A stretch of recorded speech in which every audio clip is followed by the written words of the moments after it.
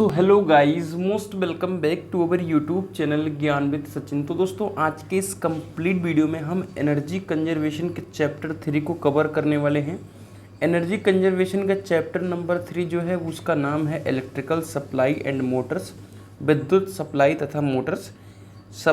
Subject का जो chapter है वो थोड़ा सा मैंने शॉर्ट करके लिखा है, तो उससे आप कंफ्यूज नहीं होंगे। आपके polytechnic 4th semester energy conservation जो कि कॉमन है सभी ब्रांचों के लिए, उसके चैप्टर नंबर 3 को हम पूरी तरीके से डिस्कस करने वाले हैं। तो चलिए बिना देरी के अपनी इस वीडियो की शुरुआत करते हैं। अगर आपने ज्ञान विद सचिन का ऐप नहीं डाउनलोड किया है तो डाउनलोड कर लीजिए। क्यों डाउनलोड करने के लिए कह रहा हूँ, क्योंकि यहाँ पर PYQ पेपर आपको अवेलेबल हो जा रहा है। और अगर आपने एनर्जी कंजर्वेशन का PYQ पेपर नहीं प्राप्त किया है तो उसको टेलीग्राम से अभी जा करके ज्वाइन करके प्राप्त कर लो, ठीक है। चलिए, तो बिना देरी के अपनी इस वीडियो की शुरुआत करते हैं। तो जैसा कि हमने बताया कि आज हम चैप्टर नंबर 3 को कवर करेंगे और उन्हीं चीज़ों को कवर करेंगे जो आपके एग्ज़ाम में आते हैं, जो एग्ज़ाम के प्रोस्पेक्टिव से इम्पोर्टेंट होते हैं। मैं ज़्यादा उन चीज़ों को नहीं आप सभी को बताने वाला हूँ जो आपको पढ़ना पड़े या ज़्यादा आप सभी के लिए एक्स्ट्रा हो। तो जितने से हमारा पूरा 50 नंबर हो जा रहा है तो मैं एक्स्ट्रा चीज़ें एनर्जी कंजर्वेशन में क्यों देखूँगा। तो चलिए, पहला ही हमारा टॉपिक है AC पावर सप्लाई सिस्टम। और ये मैंने इम्पोर्टेंट क्वेश्चन की लिस्ट में 2024 में इम्पोर्टेंट क्वेश्चन की श्रेणी में इसे रखा है, ठीक है। तो 2024 में इसकी जो चांसेज है वो 100% के रहने वाले हैं, तो इसको पढ़ लीजिएगा, ठीक है। अब आपको जब ये पूछेगा तो ये डायग्राम अवश्य आपको बनाना है, ठीक है। अब डायग्राम में कुछ नहीं है, बस अब आपको याद यहाँ पर करना है, ठीक है। जहाँ से जनरेट हो रहा है 11 kV, फिर वहाँ से आपका LT 11 kV और 132 kV, फिर प्राथमिक संचरण से होके आपके रिसीविंग स्टेशन पर आएगा, फिर उसके बाद आपका द्वितीयक संचरण में आएगा, फिर वहाँ से सब स्टेशन में आएगा और फिर आपका वहाँ से प्राथमिक वितरण और द्वितीयक वितरण होगा, ठीक है। तो इस तरीके से आपको इलेक्ट्रिकल सप्लाई होता है, बहुत क्रिटिकल और कोई भी ज़्यादा कॉम्प्लिकेटेड डायग्राम नहीं है। अगर मैं अपनी स्क्रीन को थोड़ा सा छोटा कर दूँ तो इसका आप कई सारी बुक में ऐसा दिया हुआ है, तो आप सभी इसे बना लेंगे। इससे क्या होगा कि आपके अकेले 2 नंबर इसी से बन जाएंगे और एक आपका पेज भी इससे मेंटेन हो जाएगा, ठीक है। चलिए, मैं जो भी चीज़ों को बताता हूँ अपने प्रॉपर नोट से बताता हूँ, जो कि नोट्स की राइटिंग अगर हो सकती है कहीं ना कहीं थोड़ी बहुत अगर इधर उधर है तो उससे आपको ज़्यादा पैनिक नहीं होना है, उतने से आपको काम हो जाएगा।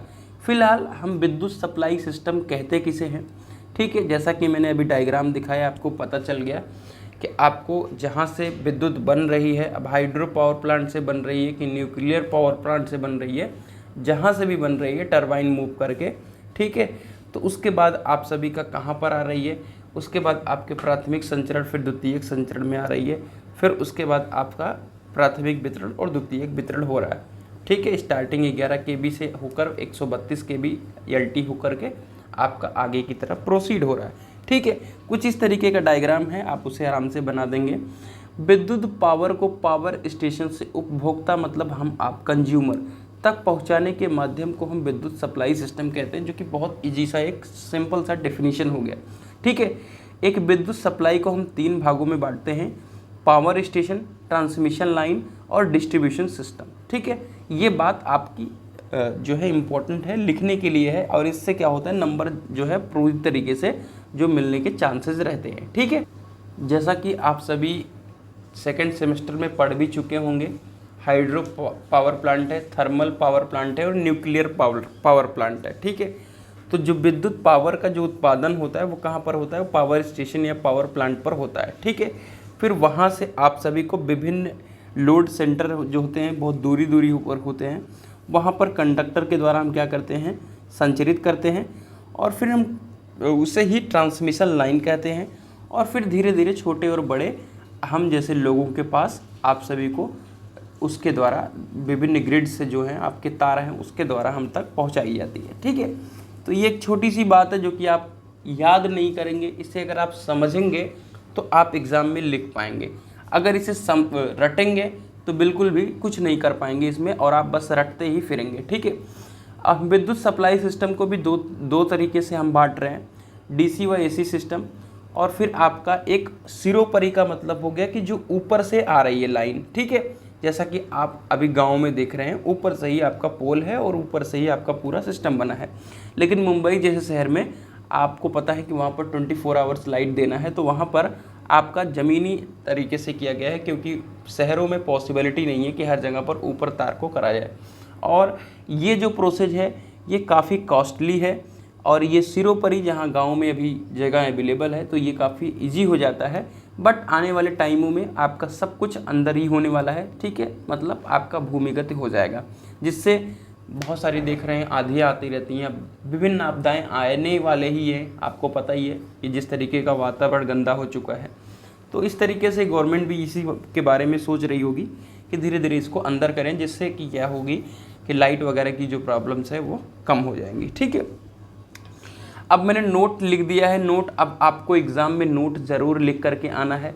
अगर आप एग्ज़ाम में नोट नहीं लिखते हो तो कहीं ना कहीं आप सभी थोड़ा सा मिस करते हो नंबर को। जैसे कि आपका कंप्लेन भी रहता है कि मेरे नंबर इतने अच्छे क्यों नहीं आ रहे, तो उसका कई सारा रीज़न है, जैसे नोट पॉइंट बना कर ना लिखना, फिर एग्ज़ाम में हाईलाइटर का यूज़ ना करना। मैंने कितनी बार कहा, बच्चे कमेंट करते मैं हाईलाइटर नहीं ले जा पाऊँगा, नहीं ले दिया जाएगा। अरे भैया कौन कह दिया, मैं एग्ज़ाम दिया हूँ, मुझे भी तो पता है ना, मैंने BTUP का एग्ज़ाम दिया है, मुझे तो भी इसके बारे में अनुभव है, तो मैं कभी ले जाता था, तो आप क्यों नहीं ले जा सकते, ठीक है। चलिए, तो बिल्कुल डेफिनेटली हाईलाइटर ले जाइए, और मैंने कई सारे वीडियोज़ में यूज भी बताया है। आजकल 3 फेज 3 तार AC सिस्टम का जो सस्ता होने के कारण उत्पादन व संचरण में उपयोग किया जाता है। ये एक नोट मैंने लिख दिया है। दूसरा, जैसे कि मैंने भी बताया कि भूमिगत सिस्टम जो है वो महंगा हो गया है, ठीक है, महंगा है ही, तो इसीलिए हम क्या करते हैं, ऊपर वाली जो लाइन है, सिरों पर लाइन, इसका हम उपयोग करते हैं। चलिए, अब हम बात करते हैं किसके बारे में, AC पावर सप्लाई सिस्टम के बारे में। देखिए, मैंने इसको ऊपर से बता देना है, बट डायरेक्ट तो ये नहीं पूछेगा, आपसे इलेक्ट्रिकल पावर सप्लाई सिस्टम के बारे में पूछेगा। अगर आप इसके अंदर ये लिखना चाहेंगे तो आप लिख सकते हैं, मैं 1 मिनट के अंदर इस चीज़ों को एक्सप्लेन कर दे रहा हूँ। तो अभी स्टार्टिंग में मैंने जो डायग्राम आप सभी को दिखाया, तो डायग्राम से आपको क्या पता चला, डायग्राम से यही पता चला कि पावर स्टेशन से, ठीक है, कंडक्टर का अधिक जाल होने के कारण इसे हम क्या किए, ठीक है, आपके प्राथमिक सिस्टम में और सेकेंडरी ट्रांसमिशन सिस्टम में, ठीक है, आपको लाए, फिर प्राथमिक वितरण सिस्टम में डिस्ट्रीब्यूशन में ले गए, और फिर द्वितीयक डिस्ट्रीब्यूशन में ले गए। इसी चीज़ को यहाँ पर लिखा गया है, मेरे ही द्वारा लिखा गया है, तो उस डायग्राम से भी आप इस चीज़ को समझ सकते हैं। बाकी आप, जैसा कि मैंने वहाँ ऊपर भी लिखा था GS जनरेटिंग स्टेशन, ठीक है, तो यहाँ पर आपको जनरेटिंग स्टेशन के बारे में अगर लिखना है तो आप डेफिनेटली लिख सकते हो। जैसा कि आपने पावर प्लांट के बारे में पढ़ा ही है, तो पावर प्लांट में क्या, वहाँ पर टरबाइन को घुमा करके अल्टरनेटर के द्वारा हम क्या करते हैं, आपका जो भी विद्युत का उत्पादन करते हैं, ठीक है। तो जो उत्पादित वोल्टेज होता है 11 kV होता है, ठीक है। फिर इसको हम क्या करते हैं कि उच्चीकृत करके 11 kV को हम 132 kV में क्या कर लेते हैं, उच्चीकृत कर लेते हैं। यही चीज़ें हैं आपको, ठीक है। और जो भी करते हैं, ठीक है, वो 3 फेज ट्रांसफार्मर के द्वारा हम करते हैं, ठीक है। चलिए, और फिर इसमें बहुत सारी चीज़ें हैं, आपको आराम से इसमें पढ़ लेना है, आपको कोई दिक्कत नहीं है। और प्राइमरी ट्रांसमिशन के बारे में और सेकेंडरी ट्रांसमिशन के बारे में कुछ नहीं है, थ्योरेटिकल टॉपिक है। मतलब शहर के बाहरी हिस्सों को 132 kV विद्युत पावर का संचरण 3 फेज 3 तार सिरों पर लाइन के द्वारा शहर के अंदर बने विभिन्न पोल तक, और सेकेंडरी में आप सभी को उसके सब स्टेशन तक, विभिन्न सब स्टेशन, उसके बाद आप सभी को आपके जो डिस्ट्रीब्यूशन होगा वो घर तक होगा, प्राइमरी डिस्ट्रीब्यूशन जो होगा वो आप सभी के सड़क तक करेंगे, और फिर उसके बाद सेकेंडरी डिस्ट्रीब्यूशन में आपके घरों तक प्रोवाइड करते हैं। तो बस एक बार आपको इसे ध्यान से देख लेना है, सारी चीज़ों को अच्छी तरीके से आप जान पाओगे, बहुत थ्योरी है। अब मैं बता दूं कि कुछ बच्चे जो मैकेनिकल के नहीं होंगे, वो एनर्जी कंजर्वेशन का अगर नोट्स को लेना चाहते हैं तो वो बता दूं कि 9369041920 पे आप सभी मैसेज कर लेंगे, आपको इसी नोट्स को मैं प्रोवाइड कर दूंगा। और इस नोट्स की जो प्राइस रहेगी वो 25 रुपीज़ रहेगी। आप 25 रुपीज़ में नोट्स को प्राप्त कर सकते हो, आप अगर मैकेनिकल के नहीं हो तो। मैकेनिकल के हो तो मैं आपको इस वीडियो में ही बता दूंगा, ठीक है। अब जो मोस्ट इम्पॉर्टेंट चीज़ है जो आपके एग्ज़ाम में आएगा, दूसरा, वो ध्यान से देखिएगा, वो क्या है, losses in electrical power distribution system. Electrical power distribution system में क्या क्या लॉसेज होंगे उसी को जानना है, ठीक है। तो देखिए, जो संचरण एवं वितरण में होने वाली हानियां ही पूरे तंत्र में होने वाली पावर की लॉसेज। ठीक है, इनमें अधिकतर हानियां प्राथमिक एवं द्वितीयक वितरण तंत्र में होती हैं। इन्हें हम निम्न भागों में बांटते हैं। अब एक पहला हमने किया है, पहले में क्या हुआ है कि टेक्निकल इलेक्ट्रिकल पावर लॉसेज। पहली हम जो हेडिंग डालेंगे वो डालेंगे टेक्निकल इलेक्ट्रिक पावर लॉसेज। ठीक है, जब वितरण लाइन में उपयंत्र तथा तार के द्वारा ऊर्जा का क्षय होता है तो तकनीकी विद्युत हानियां उत्पन्न होती हैं। मतलब तार के द्वारा क्षय, अब यहीं पर आपको हाइलाइटर चलाना होता है। ठीक है, वितरण लाइनों में उपयंत्र तथा तार के द्वारा, उपयंत्र तथा तार जैसे ही आप हाईलाइट करोगे एग्जामिनर का दिमाग आप पे जाएगा इस पर, और वो तुरंत आपका जो भी रहेगा उसको फिक्स करेगा। ठीक है, दूसरा, इसे दो भागों में बांटते हैं। इसी को हम दो भागों में बांटेंगे, और पहला हमारा है फिक्स्ड टेक्निकल लॉस। और जो फिक्स्ड टेक्निकल लॉसेज होती हैं वो सिर्फ ऊष्मा और ध्वनि के रूप में होती हैं। तो बस यहाँ पर आपको ऊष्मा और ध्वनि इसको हाईलाइट कर देना, लिखना तो आपको पूरा ही पड़ेगा। ठीक है, लेकिन इसे अगर आप फिक्स्ड टेक्निकल लॉस को जानना चाहते हो तो वह ऊष्मा और ध्वनि के रूप में होती है। ठीक है, और इसमें भी कई सारी चीज़ें होती हैं, जिसमें लीकेज धारा है, ओपन सर्किट लॉस है। ठीक है, और डाई इलेक्ट्रिक लॉसेज। ठीक है, अगला है variable technical losses. Variable technical losses क्या है उसको ध्यान से देखिएगा। वेरिएबल लॉसेज धारा के स्क्वायर के समानुपाती होती हैं। यही आपको हाईलाइट करना होगा। ठीक है, वेरिएबल लॉसेज लोड धारा के स्क्वायर के समानुपाती होती हैं। वितरण तंत्र में तकनीकी हानियाँ 2/3 या 3/4 होती हैं। परिवर्तनीय हानियों के होने के कारण लाइन की प्रतिबाधा, संपर्क प्रतिरोध तथा जूल ऊष्मा हानियाँ हैं। ठीक है, तो यहाँ पर दो चीज़ आपको देखने को मिली कि वेरिएबल लॉसेज जो होती हैं वो लोड धारा के स्क्वायर के समानुपाती होती हैं, और जो यहाँ पर हानियाँ हैं वो प्रतिबाधा, संपर्क प्रतिरोध और जूल ऊष्मा के रूप में हैं। ठीक है, अब जो मोस्ट इम्पॉर्टेंट चीज़ है वो ये है, एग्जाम के प्रोस्पेक्टिव से यही पूछा जाएगा कि लॉसेज इन ट्रांसफार्मर, ट्रांसफार्मर में किस तरीके की लॉसेज देखने को मिलेंगे। तो ट्रांसफार्मर एक आपका स्थैतिक मशीन है, कहीं पर रखे जाने वाला मशीन है। ठीक है, जिस कारण इसमें वायु एवं घर्षण हानियां नहीं होती हैं। ट्रांसफार्मर में केवल दो तरीके के लॉसेज हमने यहाँ पर दिखाया है, कोर या आयरन लॉसेज या कॉपर लॉसेज। ठीक है, और इसके में कोर का जो पार्ट रहेगा वो हिस्टेरेसिस लॉसेज रहेगा। ठीक है, और फिर ईडी करंट लॉसेज रहेगा। अब हिस्टेरेसिस लॉसेज जो होगा वो कई बातों पर निर्भर करेगा। चुंबकीय पदार्थ के अधिकतम फ्लक्स घनत्व, ठीक है, वी मैक्स पर, सप्लाई की फ्रीक्वेंसी पर और पदार्थ के आयतन पर। इसको आपको याद करना पड़ेगा हिस्टेरेसिस लॉसेज को, जो कि कोर लॉसेज के अंतर्गत आ रहा है। और आपको ये फॉर्मूला भी यहाँ पर याद कर लेना है, इससे आपका जो भी रहेगा वो बढ़िया नंबर आने के चांसेस रहते हैं। दूसरा आता है ईडी करंट लॉसेज। प्रत्यावर्ती फ्लक्स के कारण ट्रांसफार्मर क्रोड में कुंडलों की भांति विद्युत वाहक बल प्रेरित होता है, जिसके कारण ऊर्जा व्यय होती है। यह ऊर्जा जो व्यय होती है वो भंवर हानियाँ होती हैं, इसे ईडी करंट लॉसेज हम कहते हैं। ठीक है, तो इसको आपको लिखना है। अब हमने नोट पॉइंट जैसा कि बताया है आपको हमेशा लिखते रहना है, तो नोट पॉइंट में क्या है। ठीक है, अब हम नोट पॉइंट में यहाँ पर भंवरधारियों जो भी ईडी करंट लॉसेज है उसको हम कम करने के बारे में सोच रहे हैं। यदि आपके पटलों की मोटाई को कम कर दी जाए तो ईडी करंट लॉसेज कम हो सकती हैं। ठीक है, क्रोड हानियों को ट्रांसफार्मर के खुले परिपथ परीक्षण द्वारा ज्ञात करते हैं। तो जो क्रोड लॉसेज है वो हम ट्रांसफार्मर के खुले परिपथ परीक्षण के द्वारा मुझे ज्ञात करते हैं। अब उसको पढ़ना नहीं है, ये तो आप इलेक्ट्रिकल वाले जो बच्चे होंगे वही ज़्यादातर इसको देखेंगे। बाकी तो हम जैसे मैकेनिकल या अदर ब्रांचेस के जो स्टूडेंट्स होंगे वो तो भैया अपना जो भी चीज़ें हैं उसे याद कर लेंगे और अपना एग्ज़ाम दे करके आ जाएंगे। चलिए, अगला हमारा है कॉपर लॉसेज। यह हानियाँ ट्रांसफार्मर वाइंडिंग के प्रतिरोध तथा उनमें से प्रवाहित होने वाली धारा के कारण होती है। तो ये कहाँ पर होती है, वो बाइंडिंग के प्रतिरोध तथा उसमें प्रवाहित होने वाली धारा के कारण होती है। इस चीज़ को हाईलाइट करना है। चलिए, अब यही आपका एक मोस्ट इम्पॉर्टेंट चीज़ बन जाता है। क्या बन जाता है मोस्ट इम्पॉर्टेंट चीज़? देखिए, मैंने बताया है कई सारी वीडियोज़ में, अगर आप डेली बेसिस में मुझे देखते हो तो आपको पता भी होना चाहिए, पता ये होना चाहिए कि एनर्जी कंजर्वेशन अगर आप पढ़ रहे हो तो एनर्जी कंजर्वेशन में वही पूछा जाता है जो हम एनर्जी सेव करने के बारे में है। तो सबसे ज़्यादा जो पूछा जाएगा वो वही पूछा जाएगा, tips of energy saving in transformer.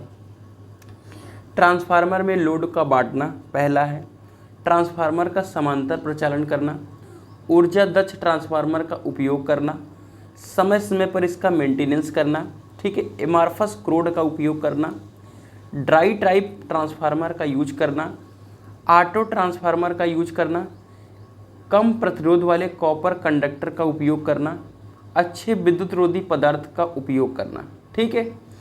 Transformer में रेटिंग वैल्यू जैसे कि वोल्टेज, पावर फैक्टर, आवृत्ति का उपयोग करना, ठीक है। और ट्रांसफार्मर का सही रख रखाव करना, ऐसा नहीं है कि ऐसे तरीके से उसको मैनेज करो। तो 10-11 पॉइंट अगर आप लिख देते हो तो पूरे आपके +5 नंबर यहाँ से मेंटेन हो जाते हैं। चलिए आगे बढ़ते हैं और सारी चीज़ों को हम एक्सप्लेन करते हैं।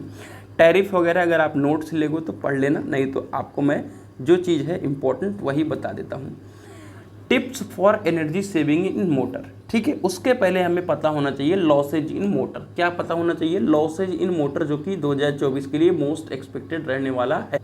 इससे पहले अगर आप 4th सेमेस्टर के छात्र हो और इम्पोर्टेंट क्वेश्चन के नोट्स को नहीं लिए हो, मैकेनिकल ब्रांच के लिए सिर्फ हम बता रहे हैं, तो आप एप्लीकेशन को डाउनलोड कर लीजिए और 49 रुपीज़ में ऑल सब्जेक्ट के नोट्स को प्राप्त कर लीजिए। कोई दिक्कत आएगी तो इस नंबर पे कॉल कर लेना।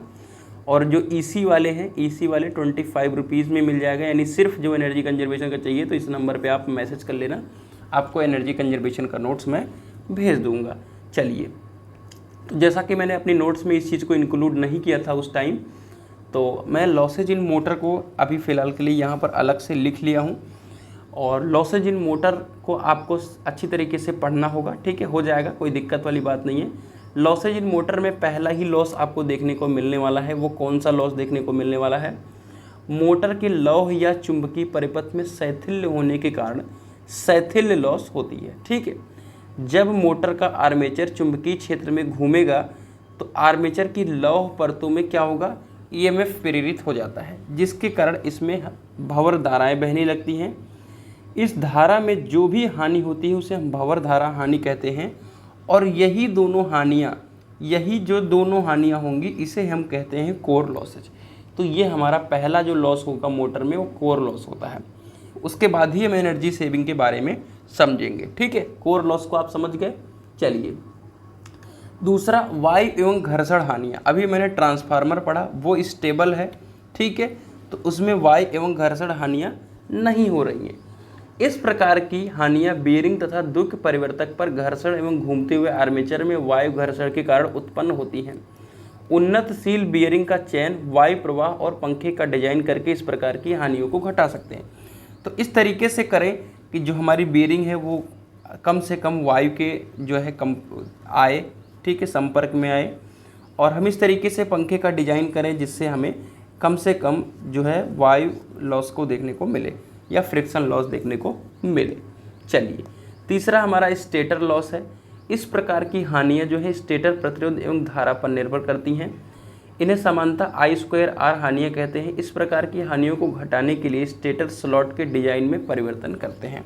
तो स्टेटर स्लॉट के अगर डिजाइन में आप परिवर्तन कर देंगे तो स्टेटर लॉस जो है वो कम हो जाएगा। अगला है रोटर लॉस। इस प्रकार की हानियाँ जो होती हैं रोटर कुंडलन में I2R के तापन के रूप में होती हैं। ये रोटर धारा और प्रतिरोध पर निर्भर करती है, मतलब ये I2R के तापन के रूप में होती हैं। चलिए, अगला है स्ट्रे भार हानियाँ। भार धाराओं द्वारा प्रेरित फ्लक्स के क्षरण के कारण इस प्रकार की हानियाँ उत्पन्न होती हैं। ये हानियाँ मोटर के भार के साथ बढ़ती हैं, तो मोटर का जैसे ही भार बढ़ता रहेगा ये बढ़ती रहेंगी। तो चलिए हम अपने लास्ट टॉपिक को पढ़ते हैं। आप सभी कमेंट भी करिएगा कि किस तरीके का सेशन रहा, कुछ चीज़ें आपको सीखने को मिली नहीं मिली, फिर नेक्स्ट पार्ट के लिए हम इम्प्रूव करेंगे।